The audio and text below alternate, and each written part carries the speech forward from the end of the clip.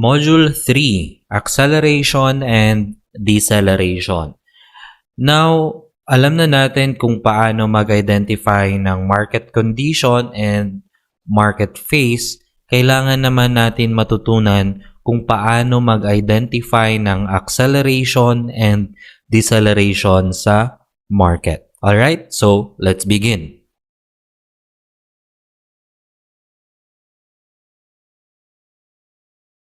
Acceleration. Price is gaining strength and momentum. It is a sign that we are in the middle of an impulsive phase.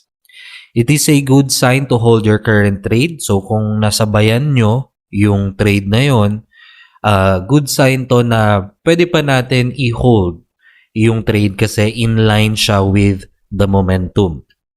However, it is not a good time to enter into a new trade kasi kung papasok tayo kapag nag-accelerate yung price, that means nahuli na tayo. Okay? And that can cause FOMO or yung fear of missing out. It is categorized by large candlestick. So basically, ito yung impulsive phase. So let's say ito yung structure ng market right now. Nasa rotational or ranging market condition tayo. And then suddenly, nagkaroon tayo ng breakout. So nagkaroon tayo ng impulsive move to the upside. So may acceleration. So if you didn't enter long, you've already missed the move. So kapag na-miss out natin to, okay lang yun. And if you enter short naman, kapag nag-accelerate to the upside, you will have a bigger risk because you are trading or betting against the momentum. So syempre, ito yung move niya, yung momentum nasa upside. Kung mag-short tayo, and expect natin na bababa yung price. But then, nag-accelerate siya to the upside. Okay? So, kung mag-short tayo dito, it is very risky. Alright? Downtrend naman. So, let's say, ito ulit yung structure natin. Nasa sideways or ranging market condition tayo. And then, nagkaroon tayo ng breakdown. Okay? So, may impulsive move downside. So, if you didn't enter short, you've already missed the move. So, hindi na natin nahabulin to kasi late na tayo. But let's say, nakapag-short tayo dito nung nagkaroon ng breakdown. Right? So, at that point, medyo early tayo dun sa move na yon. So, pwede natin i-hold yung trade natin for much longer kasi nag-accelerate to in line with our trade. Okay? But again, kung na-miss out natin to, wag na natin habulin. And if you enter long naman, you will have a bigger risk because you are betting against the momentum. So dito, kung maglo-long tayo dito, parang sumasalo tayo ng falling knife. Right? Yung momentum nasa downside, so ayaw natin mag-trade against the momentum. Okay? Ang gusto lang natin, yung trades natin, in-line siya with momentum or acceleration. Okay? Examples. So we have GBP, JPY, daily time frame. So meron tayong structure high right here. And then, nagkaroon tayo ng impulsive move or acceleration. Now, remember, kapag nakita natin na nag-accelerate na yung price, hindi na natin to hahabulin. Alright? Hindi na tayo mag-open ng trade dito kasi late na tayo dun sa move. So, ang gagawin natin, maghihintay tayo ng retracement. Okay? Kasi alam natin na hindi forever na straight line lang siya. At some point, kailangan niyang mag-retrace or magkaroon ng pullback. So, pwede tayong pumasok dito sa end ng pullback na to or dito sa higher low in anticipation for another impulsive move or acceleration. Okay? So, let's say for example, nag-trade tayo dito. Okay? So, nasabayan natin to. Kasi na-identify natin yung end ng correction or ng pullback. So, kung meron tayong trade dito, pwede natin siyang i-hold for much longer kasi in line yung trade natin with this momentum. Okay? Pero, hindi tayo mag-open ng trade kapag nag-accelerate na yung market. Alright? Let's have another example. Bitcoin daily time frame. So, meron tayong structure high right here. Nagkaroon tayo ng breakout. So, meron tayong acceleration dito. So, kung hindi natin na-trade to, okay lang. So, hindi na natin siya habulin. Maghihintay tayo ng retracement. So, from higher high to higher low, dito tayo magte-trade sa end ng retracement or ng pullback in anticipation for the next leg upside. Okay? So, kung meron naman tayong mga trades, let's say, nakapag-trade tayo dito, nasabayan natin to, or dito, nasabayan natin to, pwede natin i-hold ng mas matagal kasi in line yung trade natin with, first of all, the trend, higher high, higher low, and then yung market phase, meron tayong impulse, corrective impulse. Okay? So, nag-accelerate yung market to the upside. So, dito meron tayong structure high. Na-break ulit yan.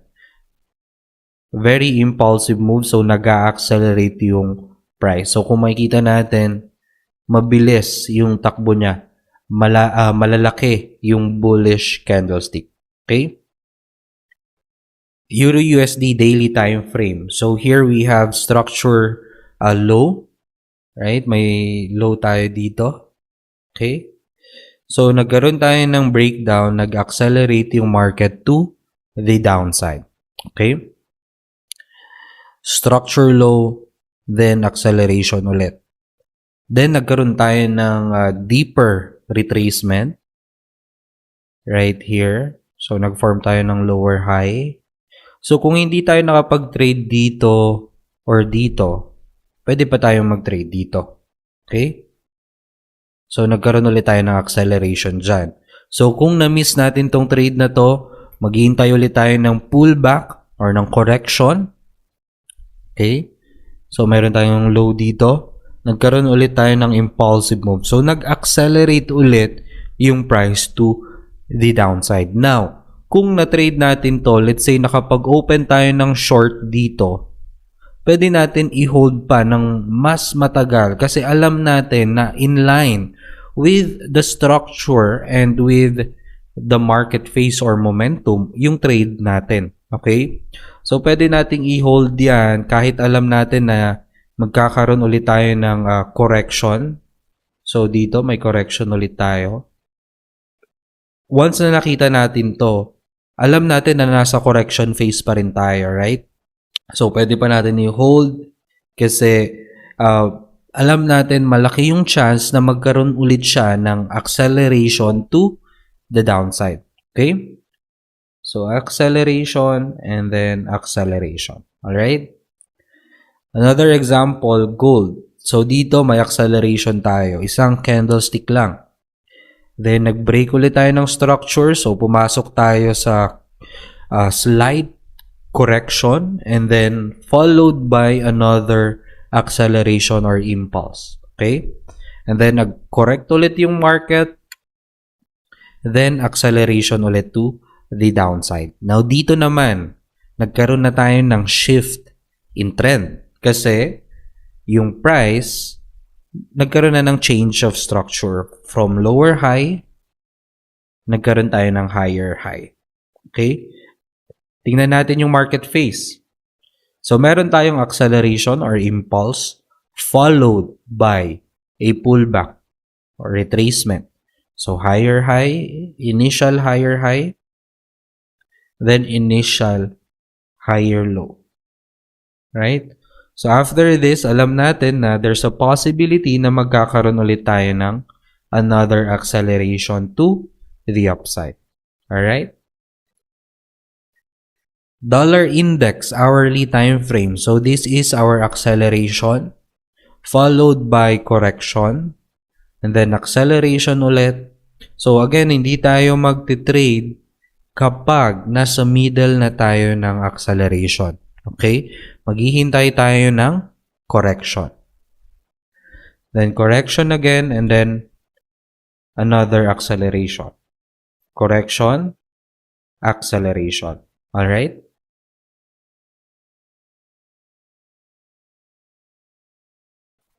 Deceleration. Price is losing strength and momentum. It is a sign that the impulsive or corrective phase is about to end. Usually formed when nearing support and resistance level. So, support and resistance, ito yung matututunan natin sa next module. It is a good sign to look for entries or manage your trades. It is categorized by price or candlestick decreasing in size and price range.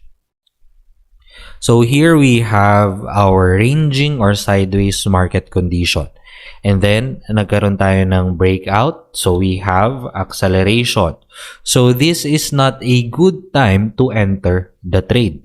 But then after that, kasi hindi naman magtutuloy-tuloy forever yung acceleration, at some point, mawawalan niya ng momentum and papasok tayo sa deceleration phase ng market. Okay? So this is a great time to wait for trading opportunity or manage our existing trades. So let's say for example, meron tayong long position dito, nasabayan natin tong acceleration. Now, nakita natin na nagdi-decelerate na yung price. So, we can either close our position or maybe manage our trades, right? And then also, kung hindi natin nasabayan to, kapag nakakita tayo ng deceleration, this is a good time to enter into a trade. Okay? So, dito pwede tayong makasabay dun sa next move niya, either upside or downside. Alright? So, kapag downtrend naman or downside move, so we have our ranging market condition. Nagkaroon tayo ng breakdown. So, nag-accelerate. So, this is not a good time to enter the trade. And then, at some point, nag-decelerate yung price. Okay? So, great time to wait for trading opportunity or manage our existing trades. Example. So, first example, Euro-USD daily time frame. So, dito, makikita natin na nagkaroon tayo ng acceleration to the upside followed by deceleration. Now, yung deceleration, usually nagfo-form to into a pattern which is matututunan nyo sa price action modules. Alright? So, dito, after this acceleration, nag-decelerate yung price towards this level of resistance. Okay? So, nung napunta siya dito, nag-form siya ng wedge. So, ito yung pattern na ginawa niya. Ascending wedge. And then, so nawalan siya ng momentum and then nagkaroon tayo ng reversal. Okay? So, as you can see, price moved to the downside. Okay? Nag-accelerate then. So, after this acceleration naman to the downside, nagkaroon ulit tayo ng deceleration.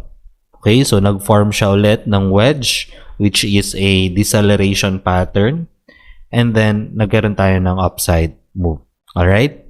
So, acceleration and then deceleration.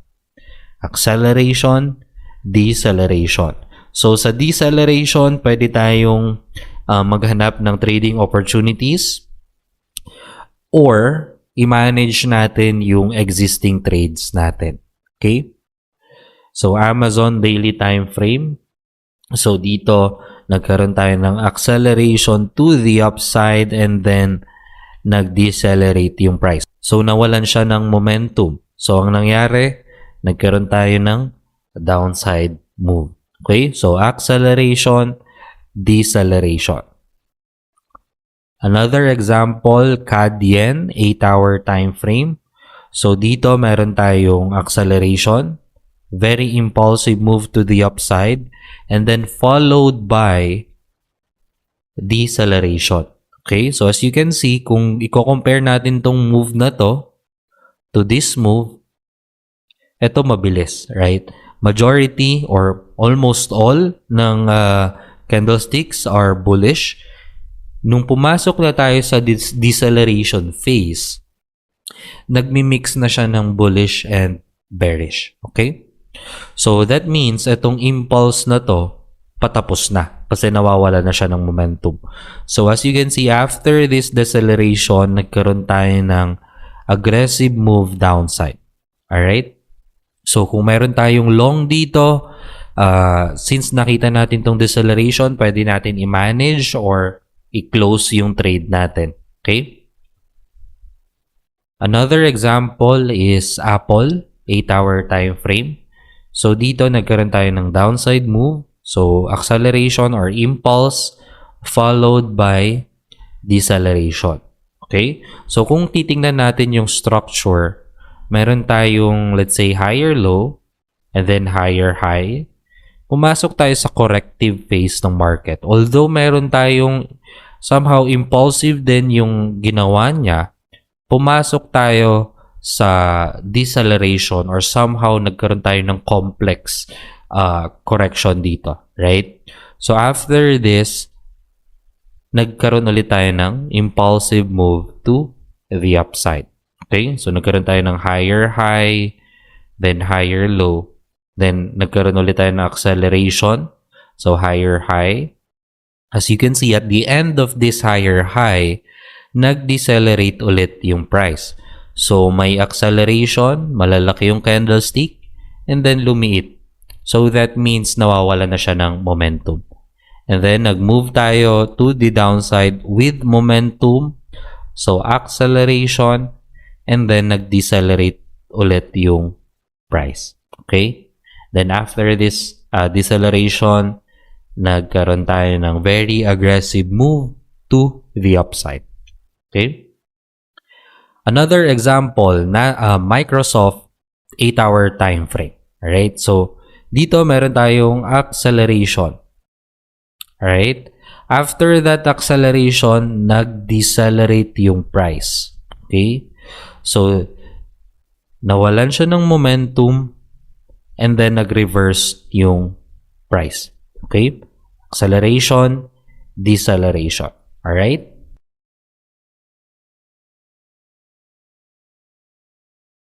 Acceleration and deceleration recap.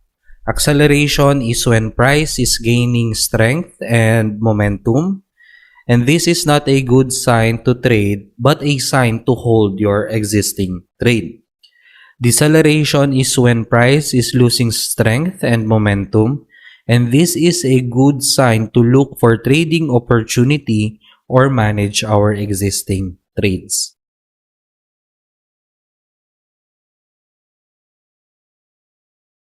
Homework. Identify the acceleration and deceleration of 3 to 5 markets. Label it and take a screenshot, then put it inside a folder. This will serve as your knowledge bank for acceleration and deceleration.